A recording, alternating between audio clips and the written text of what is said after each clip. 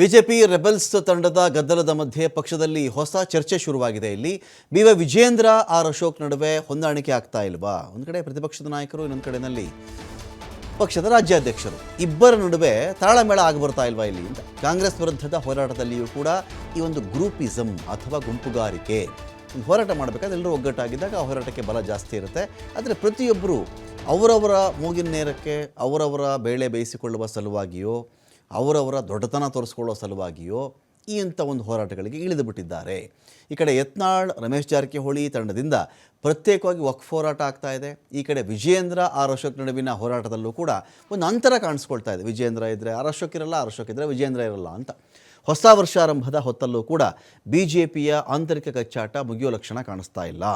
ಗುತ್ತಿಗೆದಾರ ಸಚಿನ್ ಪಾಂಚಾಳ್ ನಿವಾಸಕ್ಕೆ ವಿಜೇಂದ್ರ ಭೇಟಿ ವೇಳೆಯಲ್ಲಿಯೂ ಕೂಡ ಅಶೋಕ್ ಅವರು ಮಗುಮ್ಮಾಗುಳಿದಿದ್ದರು, ಸೈಲೆಂಟ್ ಆಗಿದ್ದರು.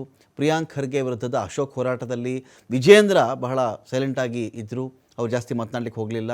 ವಿಜೇಂದ್ರ ಆರ್ ಅಶೋಕ್ ನಡುವೆ ಕೆಲ ತಿಂಗಳಿಂದ ಒಂದು ಡಿಸ್ಟೆನ್ಸ್ ಅಥವಾ ಅಂತರ ಶುರುವಾಗ್ಬಿಟ್ಟಿದೆ.